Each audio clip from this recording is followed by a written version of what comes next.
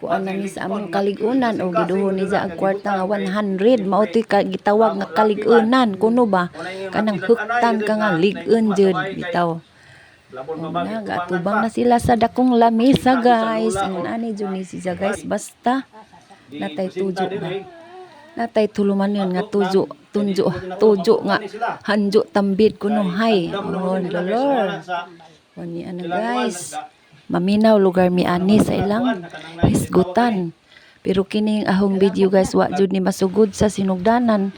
Wa tuloy-tuloy nga sumpay-sumpay ba kay may kondisyon jud ko ani guys.